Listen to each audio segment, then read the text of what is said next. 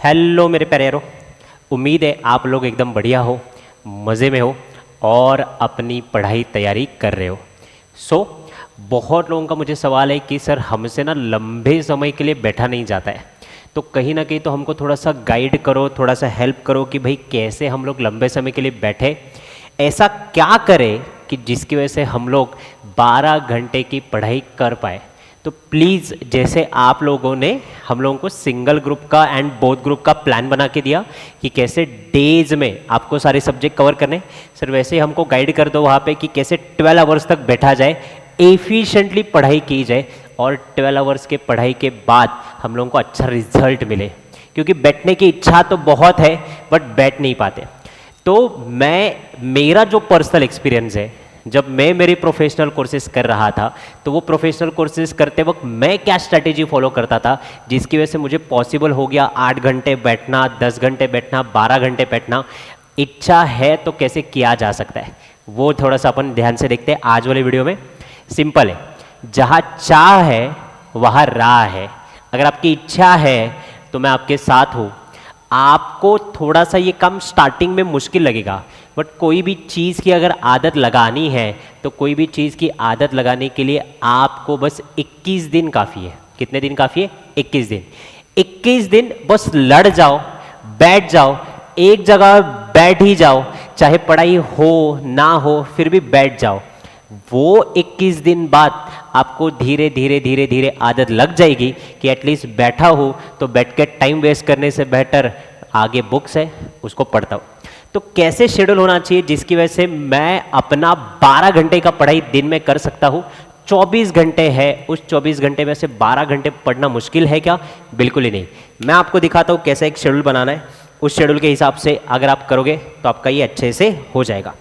पहला, how to study a 12 hour. तो इसको मैंने 3 फेजेस में बांटा है, फेज 1, फेज 2 एंड फेज 3।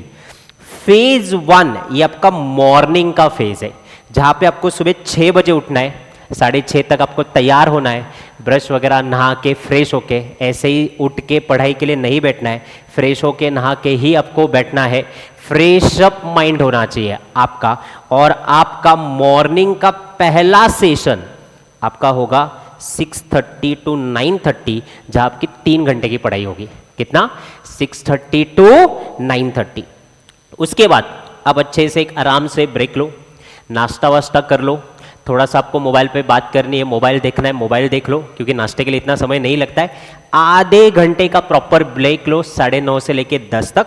उसके बाद दोबारा बैक टू, वापस दोबारा 10 बजे वापस दोबारा सेकेंड स्लॉट के लिए आप पढ़ाई के लिए बैठ जाना। सेकेंड स्लॉट आपका क्या रहेगा?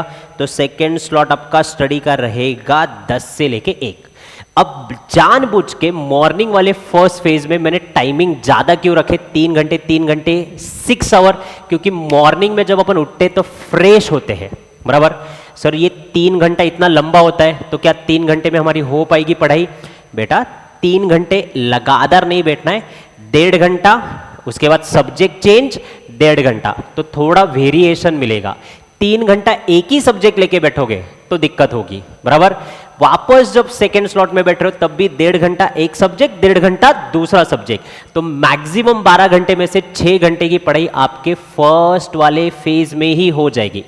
अब देखो ह्यूमन टेंडेंसी, ह्यूमन नेचर है, अपन जैसे जैसे आगे एफर्ट डालेंगे वैसे वैसे अपना एनर्जी एंड एफिशिएंसी कम होगा। तो मैक्सिमम आप मॉर्निंग में 1 बजे से पहले जितना खींच सकते हो उतना खींचो। मैं ज़्यादा लॉन्ग आवर्स में पढ़ाई करना पसंद नहीं करता हूँ, इसलिए मैंने उसको ब्रेक किया हुआ है। तो मॉर्निंग में एफिशिएंसी अच्छा होता है इसलिए वहाँ लॉन्ग आवर रखा है। धीरे धीरे देखो मैं आपके आवर्स कम कर रहा हूँ। बाद में आपका जो आफ्टरनून वाला फेज होता है भाई, ये बहुत आराम वाला फेज होता है। इसमें थोड़ा सा दिमाग सुस्ता जाता है, सुबह की मेहनत होती है, एनर्जी भी थोड़ी सी ड्रेन आउट होती है। तो वहाँ मैंने क्या बोला कि 1 से लेके 2 तक है वो प्रॉपर लंच। और सर प्रॉपर लंच होने के बाद हमारा हाल ये होता है कि हम लोग सुस्ता जाते हैं, नींद आती है। कोई बात नहीं बेटा, ये मैं भी कर चुका हूँ, तुमको ही बोलो। अगर आपको नींद आती है तो प्रॉपर अलार्म लेके प्रॉपर नैप लो, प्रॉपर नैप लो। क्या फायदा होता है नैप लेने का? ध्यान से देखो, स्लीप नहीं बोला मैंने, नैप बोला। Nap is just relaxing your own mind. सुबह जो तुमने 6 घंटे की पढ़ाई की है वो आपका रिवाइज हो जाता है और जब आप नैप लेके उठते हो तो आपको एक वापस फ्रेश स्टार्ट मिलता है, आपके दिमाग में पहला पढ़ा हुआ सेव हो जाता है और दूसरा आगे पढ़ने के लिए आपको एक नई एनर्जी मिलती है। That's why it is called as power nap. उसमें कोई बुराई नहीं है, मैं आपको बस इतना बोल रहा हूं कि आपको आपका कंट्रोल होना चाहिए। खाने के लिए आधा घंटा लगता है, 1 घंटे का पावर नैप ले सकते हो। unnecessary scrolling on mobile and doing a time pass with other thing, it's better to have a proper nap। खुद की एनर्जी थोड़ी बचाओ, सेव करो। मोबाइल कैसे चार्जिंग पे लगाते वैसे चार्जिंग पे लगाओ। दूसरा, फिर 2:30 से लेके 4:30 2 घंटे का पढ़ाई मारना है। 4:30 बजे वापस have a tea snack break, घर वालों के साथ बैठो, बातचीत करो। ये बहुत ज़्यादा इंपॉर्टेंट है, घर वालों से बातचीत करना, उनसे कम्युनिकेशन करना। दोस्तों यारों से बातचीत करो, वहाँ थोड़ा सा आपका टाइम हो जाएगा। वहाँ आधे घंटे का ब्रेक लेने के बाद there is another round, that another round is nothing but, ये पहला राउंड हो गया, दूसरा 5 से लेके 7। तो यहाँ कहीं ना कहीं तो 7 बजे तक आपका 10 घंटे का पढ़ाई हो जाएगा। 3 3 6 और ये 2 2 10। तीसरा फेज, ये सबसे आलसी वाला फेज होने वाला है तुम्हारा, आलसी वाला। और ये आलसी वाला तीसरा फेज तुम्हारा इवनिंग वाला है। इवनिंग में अब इतना घंटे पढ़ाई करने के बाद थोड़ा सा दिमाग में भी तो शांति चाहिए, थकान हो ही जाती है। Now in that situation 7 to 7:30 have a proper thing. कोई अच्छी वाली सीरीज देखो, गाने सुनो अच्छे अच्छे, दैट मोटिवेट्स यू। और गाने सुनने के बाद 7:30 to 8:30 1 ही घंटा पढ़ना है, क्योंकि एफिशिएंसी कम हुई है तुम्हारी। इस टाइम पे क्या करना है, जनरली प्रैक्टिकल वाले क्वेश्चन करो, जहां तुम लिखोगे, सॉल्व करोगे। वैसे मॉर्निंग में थेरी के अलावा जो रूल्स याद रखने वो वाला पार्ट। आफ्टरनून एंड इवनिंग में मेजॉरिटी राइटिंग, प्रैक्टिकल सब्जेक्ट, ऐसे वाली चीजें आप कर सकते हो। 8:30 to 9 again have a proper lunch, lunch कर लो वहां पे। लंच नहीं करना आपका, लंच का टाइम बाद में, तो बाद में कर लेना। 9 to 10 this is a very important. जो तुमने आज सुबह से 11 घंटे की पढ़ाई की है, 11 घंटे की, जो 3 घंटे पढ़ा है, जो 3 घंटे पढ़ा है, जो 2 घंटे पढ़ा है, 2 घंटे पढ़ा है, उसको रिवाइज करने का टाइम ये है। तो this time is recall time, this time is revision time, day revision, कि भाई मैंने आज क्या किया वो। और उसके बाद 10 से लेके 11 से पहले तुम सोते नहीं हो, तुम्हारे पास टाइम होता है। तो वो नींद ऐसे नहीं कि गए और सो गए, तो थोड़ा बहुत आराम, खुद को रिलैक्स करो, खुद को थोड़ा सा फ्रेश फील करवाओ, खुद को पैम्पर करो। गेम वगैरह को लड़के खेलते तो गेम खेलो, और उसके बाद 11 तक सो जाना। सुबह 11 तक सोने के बाद नेक्स्ट डे वापस गेट अप एट 6। 7 घंटे की आपकी प्रॉपर नींद हो रही है, जो कि काफ़ी है। मैंने देखा बहुत सारे लोग सोते नहीं है ठीक से और नेक्स्ट डे अफेक्ट कर लेते।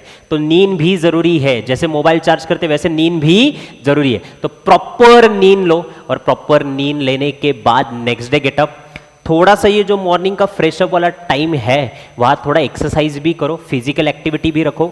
अगर पॉसिबल है तो ये 4:30 से लेके 5 या शाम का जो आपका समय है, वहाँ कहीं ना कहीं तो एक आध फिजिकल एक्टिविटी करो। चलते जाओ, गाने सुनते जाओ, बैडमिंटन खेलो, क्रिकेट खेलो, टेक्निकल सॉरी फिजिकल एक्टिविटी, तो वो भी ब्रॉटअप होता है। क्या होता है, morning you are fresh, afternoon you are taking nap, evening you need some body exercise, तो वो थोड़ा सा आधे घंटे में अगर वो करोगे तो वो बढ़ेगा। तो इस तरीके से आप आपका पूरा 12 घंटे का शेड्यूल प्लान कर सकते हो, बराबर। अगर और भी कुछ चीज़ें आपको गाइडेंस में चाहिए तो मैं आपको आने वाले दिनों में दे दूंगा। ये वीडियो आपको कैसे लगा, आपको इसके रिगार्डिंग कुछ डाउट है क्या, वो मुझे बताओ। अगर ये शेड्यूल आपको परफेक्ट लगा तो इसको स्क्रीनशॉट बना के अगले 21 दिन तक आपको क्या करना है, उसको फॉलो करना है। और कमेंट में मुझे जरूर बताना कि ये शेड्यूल आपने 21 दिन बाद क्या यूजफुल हुआ, आपको फायदा हुआ, आप फॉलो करने वाले हैं, नहीं करने वाले हैं, कैसा शेड्यूल लगा, जो भी है मुझे कमेंट सेक्शन में बताना। और अगर आपको यूजफुल लगा तो दोस्तों के साथ भी शेयर करना। बाय बाय, श्रीकांत सर आपके लिए हमेशा, आपके सक्सेस के लिए। Bye bye.